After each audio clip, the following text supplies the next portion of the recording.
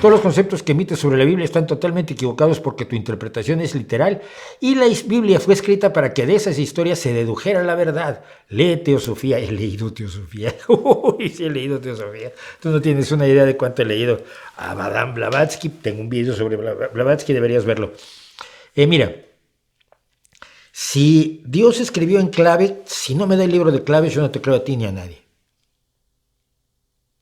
Ahora, me parece verdaderamente una majadería de Dios que para explicarnos la realidad lo haga en clave. Te voy a dar las herramientas necesarias para la salvación de tu alma, pero en código. Y el código lo tienes que romper tú porque no te doy el libro de códigos. Oye, ¿en serio tu Dios es así?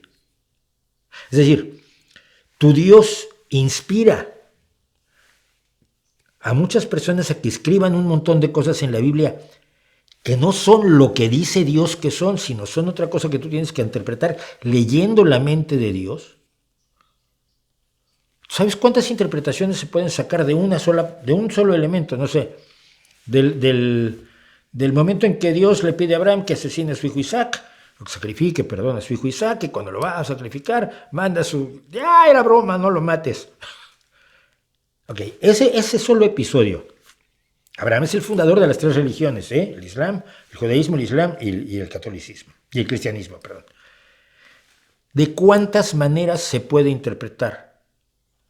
Si lo quieres leer esotérica o místicamente, estoy siendo muy serio, si quieres buscarle significados a la orden de Dios, a la obediencia de Abraham y al resultado final, que es no tienes que matar a Isaac, a tu hijo, a mí se me ocurren 10 interpretaciones así para abrir boca, ¿no? Que es un ejercicio de obediencia, que es un ejercicio de demostración que el amor filial no debe estar por encima del amor a Dios, de una tortura espantosa a un hombre que ha sido enormemente fiel a su Dios, según lo cuenta la propia Biblia. Se lo puede interpretar de muchísimas maneras. ¿Cuál es la correcta? Si tú no tienes el libro de claves, a mí no me vienes a decir que tu interpretación es la correcta. Y como nadie me va a decir que tiene el libro de claves, todas las interpretaciones de la Biblia son incorrectas y lo único que tenemos, de lo que tenemos certeza, con la visión que nos estás dando tú a Gilberto Navarro, es que Dios escribió un libro para engañarnos. Tu Dios escribió ese libro para engañarnos. La otra opción es que yo te cuente la Biblia como es y tú saques conclusiones. Y yo, cuando hago análisis y relatos sobre la Biblia, que es un libro que conozco mejor que muchos religiosos, yo te presento lo que dice. Si tú quieres defender que no lo dice así porque tiene claves y tú conoces las claves, pues allá tú y tu viaje de ego, porque es un ego trip. Pero en la realidad, tú no tienes ninguna forma de demostrarme que tus interpretaciones son correctas. Ni siquiera tienes forma de demostrarme, a mí y a todos, obviamente, a todos los que estás viendo. No tienes forma de demostrarnos que efectivamente la Biblia está en clave. Es algo que crees, o te lo dijeron. Tú crees que la Biblia está escrita en clave, que lo que hay que hacer es, ¿cómo? Que es deducir la verdad a partir de las historias. ¿Tú sabes lo que es una deducción?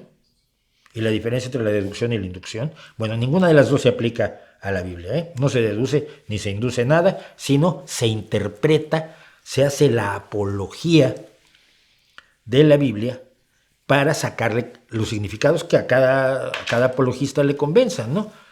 Entonces, ni siquiera me puedes demostrar que la Biblia está escrita en clave. ¿Cómo me vas a convencer de que las claves que tú dices son las correctas? Y que el literalismo con el que yo la relato, mira, la Biblia dice esto, es incorrecto. Porque no significaba otra cosa. Y tú no lo entiendes porque no has leído a Madame Blavatsky, que era una embustera del tamaño del universo.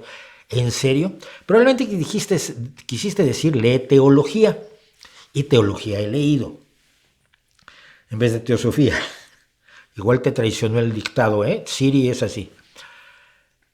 La teología no es más que el bordado en el aire con hilos imaginarios y agujas fantasiosas de dibujos asombrosos que no tienen base en la realidad.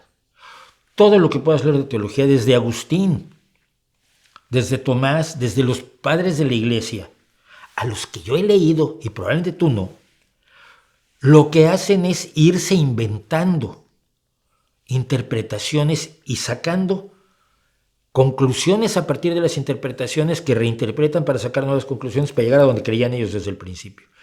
Últimamente he estado viendo a un señor muy antipático, por cierto, pero que anda en esa onda. Se supone que es como es profesor de matemáticas, pero es apologista cristiano, entonces lo llevan a todos lados. Y cometí el error de abrir un vídeo de él y ahora todos los días en YouTube me aparece uno.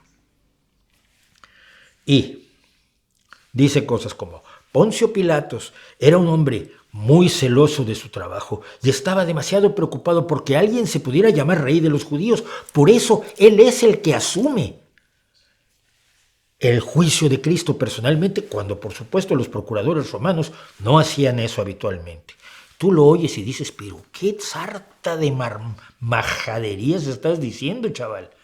Punto 1. Poncio Pilatos no se sabe nada de él más que una piedra que existe con una inscripción sobre él. No hay ningún registro histórico que hable ni de Pilatos, ni del juicio, ni mucho menos.